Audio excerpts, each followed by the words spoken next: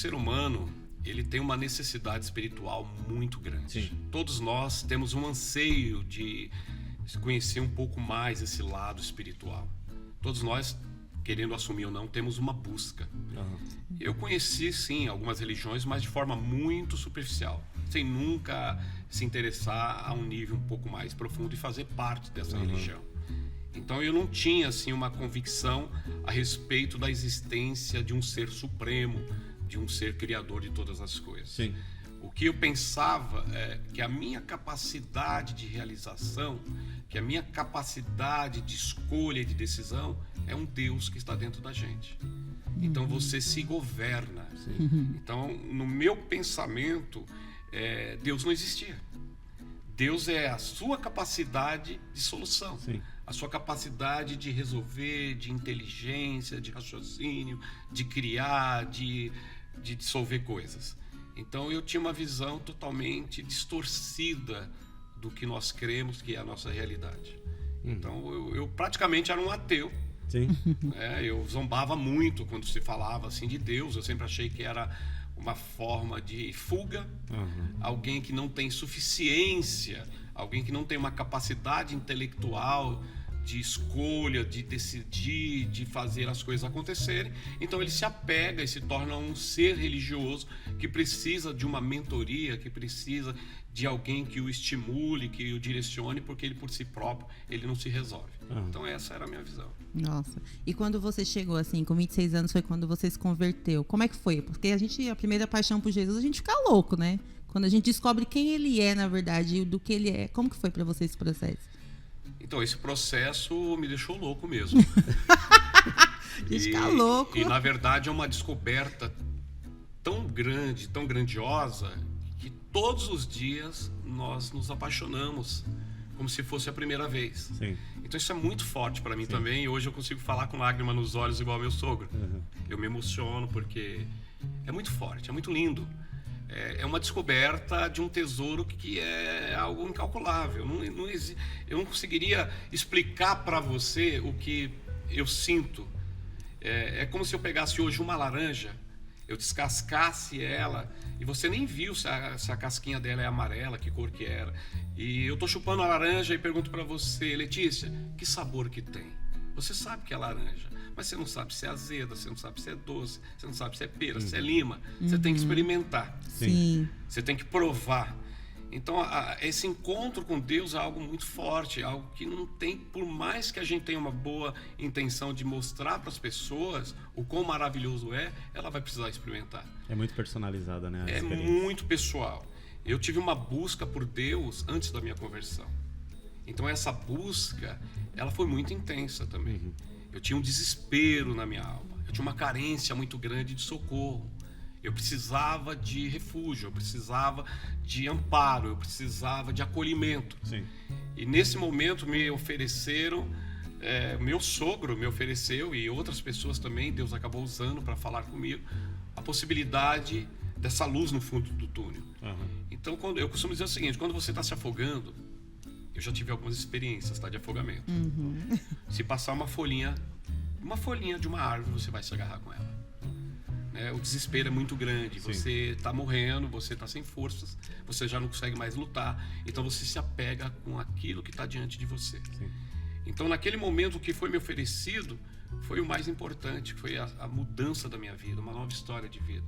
E eu me apeguei, mesmo ainda sem conhecer fundamentos, mesmo sem conhecer princípios, mesmo com uma mente perturbada, eu comecei a orar, escondido para que ninguém me visse orando. Seria para mim constrangedor. Dá o braço a torcer. Exato. Eu comecei, inclusive, a jejuar todos os dias. E ler a Bíblia mesmo sem entender nada. Então eu passei a ter uma busca de verdade. Eu queria entender essa realidade. Deus é real? Deus de fato se preocupa comigo? Ou isso é só mais uma doença da humanidade, uma necessidade do ser humano? Então essa minha busca, ela se desenvolveu. Em poucos dias eu passei a viver coisas extraordinárias. Eu passei a ter respostas, eu passei a ter visões, eu passei a ter encontros diários. E eu comecei a viver experiências que, se eu for detalhar aqui, nós vamos ficar a semana toda. Mas são experiências surreais. São experiências que, gente, Não tem como você não se render. Tem alguma que te marcou muito, assim, que você conseguiria compartilhar com a gente aqui? Tem várias. Na verdade, tem várias. Mas eu me lembro que uma das coisas mais fortes é que eu não conseguia entender nada da Bíblia. Eu li aquilo, parecia que eu estava lendo grego, e estava lendo grego. Literalmente, né? E lendo a Bíblia, essa Bíblia que meu sogro me presenteou, eu vi uma passagem em Mateus, capítulo 5, que fala do Sermão da Montanha. Sim. E eu achava que a Bíblia, assim como qualquer outro livro, você começa na capa e na contracapa. Você começa lá no Gênesis. Só que quando você começa a ler a Bíblia nessa ordem, ela não segue uma ordem cronológica dos fatos. Então ela tem uma outra forma de você ler e conseguir uma interpretação. Sim. E alguém disse para mim, lê o Novo Testamento. O Novo Testamento, ele é mais contemporâneo, ele vai falar de Cristo, ele vai falar dos discípulos de Jesus.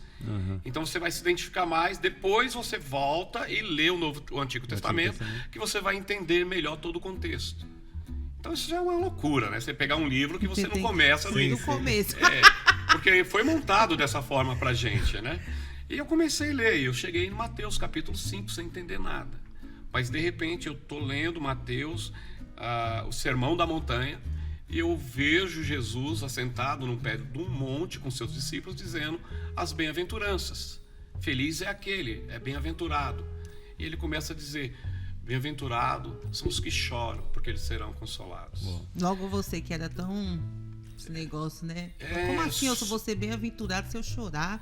Logo eu tinha uma visão que o choro não é uma coisa... Exato, é uma coisa fraca, Sim. né? É uma coisa que não condiz muito com aquele personagem que eu vivi.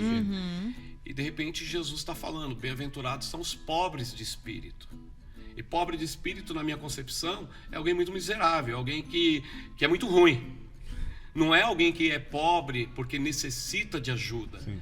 No contexto da palavra, nós vamos entender que pobre de espírito é aquela pessoa que não é autossuficiente, que não é soberba, mas aquela pessoa que olha e fala, Senhor, me ajuda, tem misericórdia de mim, me socorre, eu sou falho, sou limitado, sou pecador.